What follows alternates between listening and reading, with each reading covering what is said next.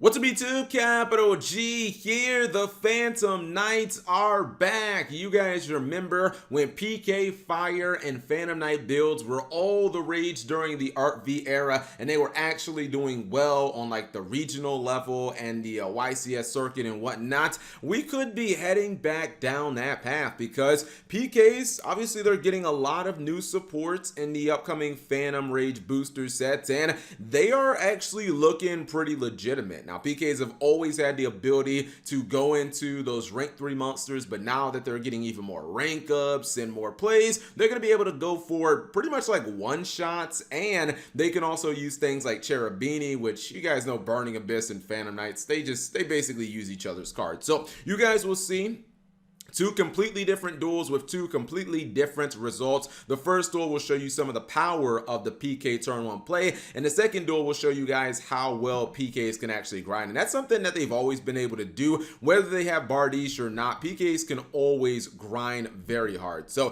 Cherubini, you know, it's a Burning Abyss card, but it doesn't matter. So many archetypes that are level 3 based can basically use this card, and it allows them to send their monsters, you know, to the graveyard. Basically allows them to set up. And with PKs, that basically means you're going to be able to get yourself some free searches and doing a whole, or you're going to be able to do a lot of stuff. This is like one of the key cards of the new PK support, and that would be the Phantom Knights of tier scale. I mean, this card is basically Dark Grepher for the archetype, and it's nuts because it allows you to send some of your PKs in your hand, get them to the graveyard, and then also set your graveyard up perfectly. So gonna activate that Shade Brigandine. He's gonna go for Dark Rebellion Sea Dragon. You'll understand that play in a second tier, but yeah, so many Monster Reborns. This is a card we haven't seen in quite some time. Levier the Sea Dragon. It's interesting historically how many decks have used this card to great success, whether it be Madoche or Phantom Knights, and you know, so many different other decks. But since PK's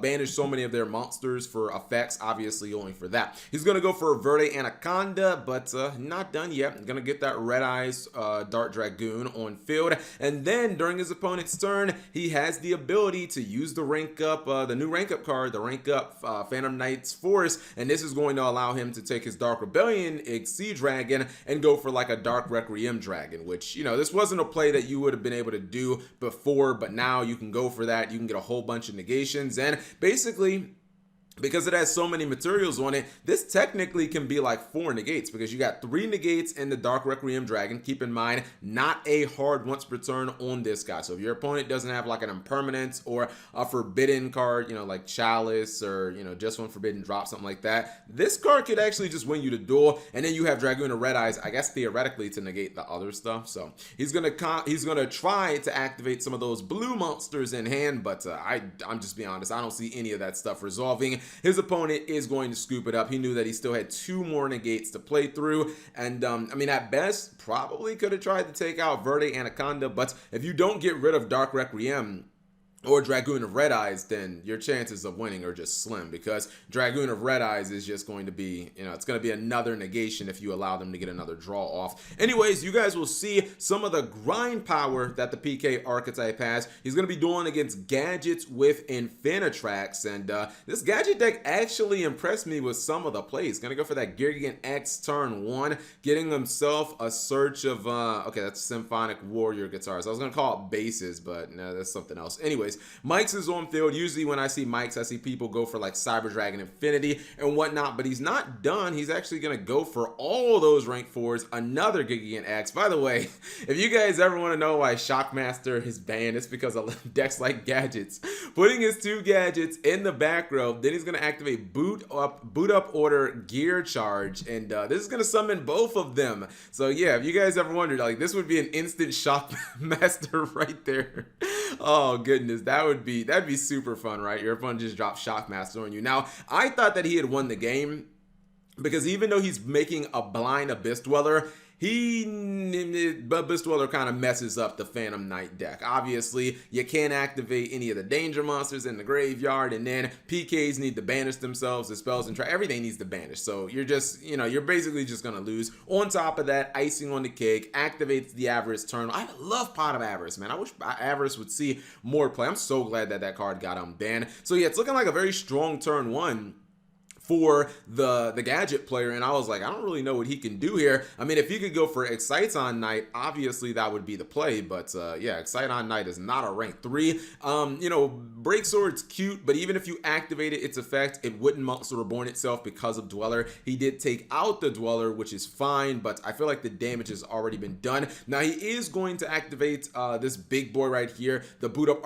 Admiral, and he's going to try to take out the Face Down. However, this card is going to be chained. Now the problem is this guy cannot be destroyed by card effects. So even though he's going to negate it, why not? I mean, either if he didn't negate it or negate, it's the same exact result, honestly, because yeah, Admiral's not going to actually die and his opponent's going to continue playing on. And I was like, all right, he's going for Boil Sword Dragon. He's going to keep summoning monsters. I think that this duel is pretty much a wrap at this point. I was like, usually when people go Boil Sword Dragon, they're looking to close out the game. But then on top of that, busting out the Dingirsu. Now, I didn't quite understand why he used Boil Sword, like, not in the battle phase. I don't know if this card, for some reason, just couldn't attack, but usually you want to attack with said monster first, then use Boil Sword to put it in defense mode so that you get a little more extra damage. But this is where the grind ability comes with PKs. A lot of people, they don't realize when it comes to the PKs, they can stop you during the battle phase. They just banish sometimes these trap monsters or the traps, and then they you know, get the monsters, and then the monsters can just block attacks. But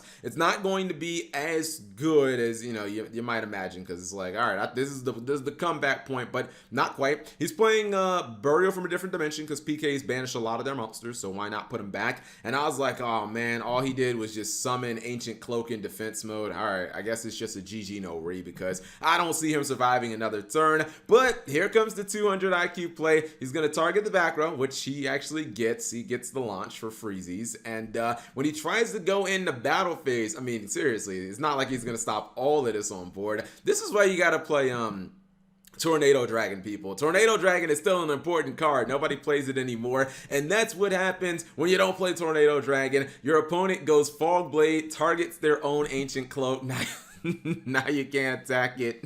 That is such a troll right there, and it gives him enough time to actually pull off a victory. Man, he searches the new rank up card, guys, and the new you know, cover card of Phantom Rage, that new Dark Sea monster. It's basically the Rebellion Dragon. It's made for situations like this. Your opponent has a big field of monsters, and this is like the perfect opportunity. So he goes for Dark Rebellion Sea Dragon. He's gonna just rank it up and the main phase, and then boom, once he drops this guy, game's basically over. Arc Rebellion Sea Dragon, it gains the attack of all monsters on the field. Well, basically all your opponent's special summon monsters, and I mean that's honestly all you need. He's gonna try to use Boil Sword's effect. I don't know why he didn't use it on this, but whatever. He's gonna negate everything on the field, 18,000 attack, and yeah, that's without a doubt a one-shot right there. So yeah, these are the type of situations when, you know, Arc Rebellion is just like GG. I knew that this card would be useful in these situations. I think if you summon Arc Rebellion, you should basically be looking to win the duel, like right then and there. And honestly, the fact that your other monsters can't declare attacks during the turn don't really matter if you get this guy damn near to 20,000 attack. It doesn't matter what your opponent has in attack mode, you're going to one-shot them through it more than likely. And, you know, it doesn't matter if their monster doesn't die by battle. You're obviously just looking to get in that killer damage. Anyways, let's go ahead and look at the decks really quickly. So this is the build that we saw in, I believe, hold on, let me just make sure. I think that's the build from the first duel. No, this is the build from the first duel, because you can see that it has the Dragoon of Red Eye, or the Red Eyes Dart Dragoon engine in here. And the builds really aren't all that different. This one is just running, you know, a rocket engine. I'm guessing just to easily, you know, get multiple monsters for like Verde Anaconda. And then the other build is, I would say, more like a purish build. This one has like Burial from a different dimension. So it's basically like looking to grind a little bit longer. And I kind of like that. I kind of like that you can look at, you know, PKs, or you can play PKs in two different ways. You can just go everything early early game trying to drop negations with, you know, Dark Requiem and Red Eyes Dart Dragoon, or you can go for this build, which obviously, you know, grinds a lot harder, and if you ever catch your opponent in, you know, opportune time, you can just bust this dude out and just, you know, bam, one-shot them immediately. So yeah, I feel like PKs could definitely be a deck you gotta look out for. I mean, they're far better than what they are right now in the TCG once this Phantom Rage support comes out. Anyways, if you guys are interested, the decks, of course, will be in the description below. Thank you guys for watching. As always, subscribe if you have not already, and turn on that notification bell for daily videos.